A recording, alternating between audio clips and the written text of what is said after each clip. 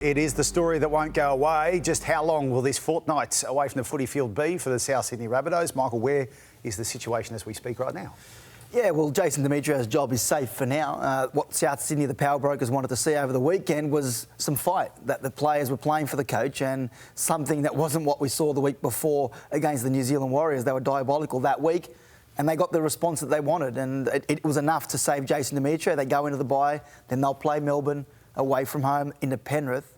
He's safe for now. It doesn't mean he's safe for the season, but they saw enough to give him some more time, and that's what he'll get now, Jason Demetriou. I'm glad he wasn't sacked on the back of that performance, because they did try. They did put effort in. Look, they still missed 45 tackles and weren't great, but they had everything that could go wrong did go wrong. They lost wingers, they lost fullbacks, centres. They had down to 14 or 15 men by the end of the game, playing against the top four side. So I'm glad he wasn't sacked on the back of that, but I would like to see a little bit more leadership come out from the club and let us know what's actually going on. Like, it must be frustrating. This has been going on for a couple of weeks now, and things don't get any easier for them. They've got the bye this week. There's going to be plenty of talk and speculation for the next couple of days, and then they run into Melbourne and Penrith after that. So things don't get any easier for them at all.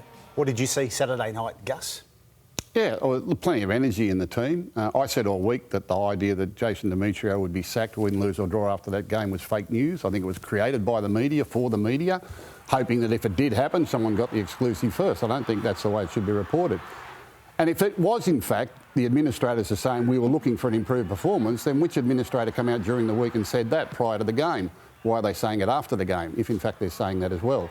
I saw plenty of energy from the South Sydney side. They had a number of injuries. They were very competitive, probably unlucky to lose the game. Sharks really had to pull out all stops to get them in the end. And some green shoots, some good young players there coming into the side and showing that they're players of the future. There's no doubt that Souths have been through a very successful period over the last 5 or 6 years. They've been to the last four and the top four a number of times.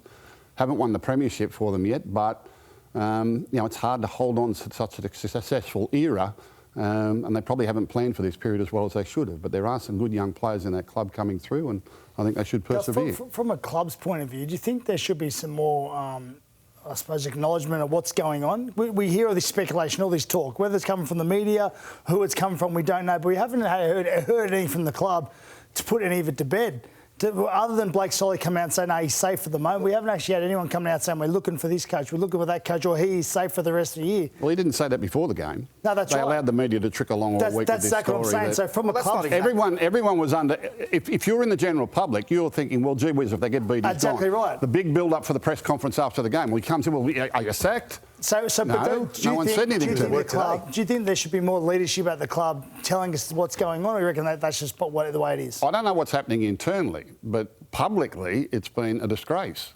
I think that's unfair, Gal, because on Saturday morning, the Sydney Morning Herald, we had a story. I spoke to Nick Pappas. I spoke to him for about 20 minutes. We quoted him in the Sydney Morning Herald, and he said what I said a bit earlier, that it actually wasn't win, lose, or the result didn't matter to them. What mattered to them was that they saw some fight from the team, that they were still playing for the coach, that they still believed in him, and that was from the chairman, Nick Pappas. On Saturday morning. That was on Saturday morning. What about the rest of the week when the whole week everyone's saying he's playing for his future? To suggest it was fake news that he was going to go, Gus, if they performed the way they did against the Warriors, against the Sharks on the weekend, he would have been gone. Now we'll never know. They wanted to know that they were still fighting for the coach, and some of those players had their best game. I think Tom Burgess was really good on the weekend. What they wanted was a reaction to show that they should give Jason Demetriou more time. I don't believe it. I think it's a media-created storm. I don't believe it. They've won one from 6 games. Like, don't you think there should be some fight anyway? Yeah, but why does it take the coach to get sacked for the players? But if they played the way they did against the Warriors, you think they wouldn't have acted on it? You think Gus said that? We don't think they would have acted on that. We don't know. We don't know what's going on. No one said they were going to. There were enough question marks around the way they were performing. The question marks were raised by the media. I never heard anyone internally coming out with the question marks. Privately, internally, they had plenty of question marks. So the media says. Well, I quoted Nick Pappas on Saturday, the day before the game, and he said that. He said, if we don't get the performance that we want, we're going to have conversations around what we're going to do going forward. And Jason Demetriou got the result, the performance he needed. Can you tell me more about the Wayne Bennett, Russell Crowe thing? Because hearing where we talk about in the Sunday Footy Show, I find it fascinating that could be a reality. Yeah, look, the suggestion is that, and Andrew Webster touched on it on Sunday, is that Wayne Bennett is being pushed by Russell Crowe. Now, they'll all say they're all on board, they're all on the same page, but the tension around Russell Crowe and what he believes in, obviously he's close to Sam Burgess, and there's a view that he if he wants to bring back Sam and Wayne, that the CEO, Blake Solly, will be in the firing line, because the CEO was the one who took on Sam Burgess at the end of last year, and he stood up for Jason Demetriou. So to Nick Pappas, that they said, we're going to stick with Jason despite Sam's concerns. So there is a little bit of politics going on in the background, and then you throw in this notion that perhaps Russell Crowe wants Shane Richardson, who's at the West Tigers at the moment as in an interim role, back at the club as well. So there are a lot of things playing in the background at the moment, and a lot to do with the owners of the club and what they want at the moment. All I can tell you is that Jason Demetriou is safe for another week or two. What happens after that is going to depend largely on performance, and if Russell Crowe wants to get his hands dirty and into a fight, well, time will tell. But I don't know if anyone there... Russell Crowe doesn't have the power he once did at the club. He owns 25% of the three-quarters of the club that he has. Mike Cannon-Brooks is now invested in there. He's been I saw him in the sheds last week.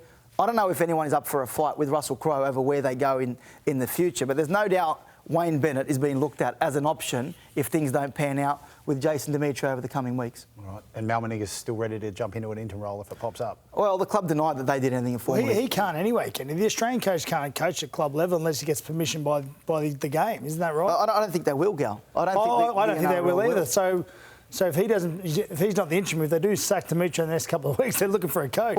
Well, you've been in this situation plenty of times before, Gus. Do clubs get third parties to go and ask people whether or not they're interested, or is that something laughable to suggest that that was done without authority from anyone knowing it's South Sydney? I don't know what clubs do.